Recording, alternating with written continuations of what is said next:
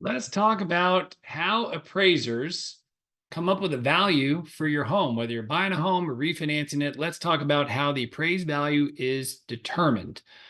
So, first and foremost, most home loans are going to require appraisals. There are some, not a, I mean, it just varies. Like if somebody's putting a ton of money down and it's established neighborhood and all that other stuff, there's enough data on file for like, the Fannie Mae or Freddie Mac or somebody to say, hey, we can let one go. But for the most part, I would say the very, very, very vast majority of loans have appraisals. So let's talk about how the appraiser goes out and determines the value. So first and foremost, appraisers are third party individuals, meaning they are not part of the mortgage company. They're going to be, outsourced, and we as lenders do not know who these individuals are. We go through an AMC, an appraisal management company, and they in turn then pick the appraisers. So what I'm going to tell you is kind of the generic, fundamentally what's normal, what to expect, and how they come up with their values.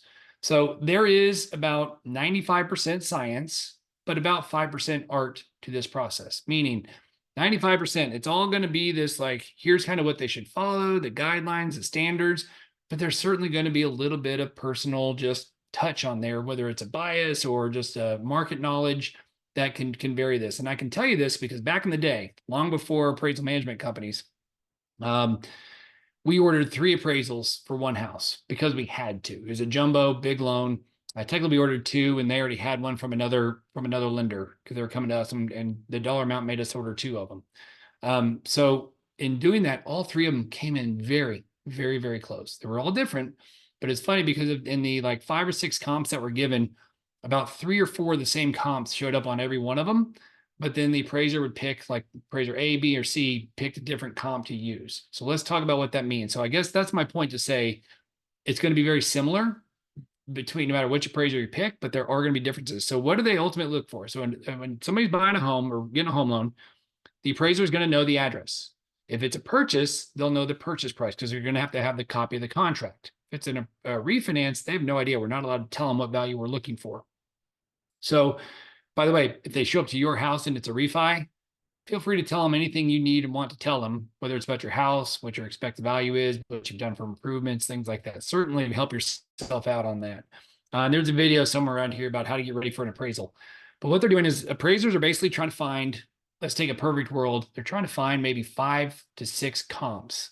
Maybe even if you want to say get crazy 7, but really it's about 4 to 6. How about that? 4 to 6 comps.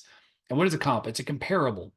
And what they really like to do is find 2 of them that are just slightly bigger than your home, 2 of them that are slightly lower, smaller than your home, and then 2 of them that are basically the same as your home. They'd like to find these comps within typically about a half-mile radius, and they want to see these homes that have sold pretty recently, like within the last 3 to 6 months. Now, if you live in a really big home where it's just a really, really big home, there's not a lot of market movement, not a lot of people buying really big homes, or maybe the market's just slow, or maybe you live in the country, right? Those parameters can change because if it's the next mile and a half to your neighbor, certainly they can't find homes sold in the last half mile. If you're just a unique home and there's not, or you got a great neighborhood and nobody sells, it's hard to find a home sold in the last 6 months, and maybe they got to go out 12 months. So those things can change, but they just have to justify it. What they also look for is trying to find apples to apple comparisons. So what they don't want to do is jump a major highway or major interstate, even if it's, they'd rather go, let's say in this example, they go, the house is on the east side of the tollway. They would almost rather go a mile to the east than half a mile to the west and jump over the tollway. So if there's a big thoroughfare, it's like that's not necessarily apples to apples. So it's not this hard and fast formula. So they might say, hey, look, if that neighborhood, to go a little farther this way, east, to get the similar comp, they'll do that. So understand they're trying to find size, shape, location, school district, just all those different things come into play to say that's what they're trying to use for comps. Now, once they've identified those comps and said, all right, here's what we got, they then do price adjustments. So what they're going to say is, hey, based on this area, this house, these 2 houses that are bigger, because it's called bracketing, based on the bigger ones, the smaller ones, the dollar, they say, here's the dollar difference in purchase price. That's how they come up with the square footage, cost per square foot. they don't have cost per square foot and work backwards. They say, here's the price, here's the differences, here's the, the square footage. And then they use that to then come up with it. They don't just tag a number and say, hey, it's, X dollars a square foot in this area. They kind of do it based on the homes that have sold.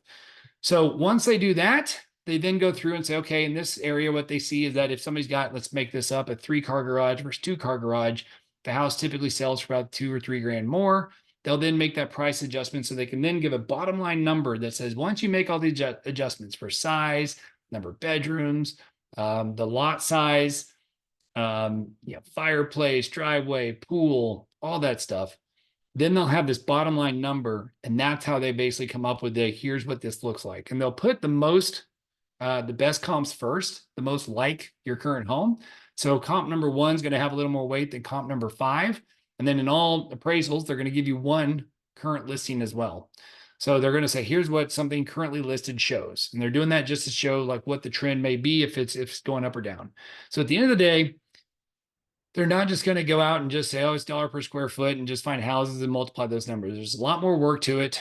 This is obviously very complex. If you don't like your appraised value, you don't think it's accurate, I'm not saying if it's high or low, but if it's not accurate, we have a link somewhere around here about how to challenge or review appraisers. We also have when to actually pay for the appraisal. Don't pay for it too soon, I guess is what I'm saying. And then how to avoid the pitfalls. If it's a refinance, how to get your home ready for it. So lots of links around here. As always, if you have questions about any of these things, please reach out to us. We're happy to help. The Mortgage Mark team will take very good care of you. We've been doing this for a very long time. We know what we're doing. So if you guys have questions, even if you're working with another lender and you got an appraisal that you just have questions on, we are happy to take a look and help you out. That's what we do. So share, subscribe, forward, all that fun stuff. And as always, when you think mortgage, think Mark.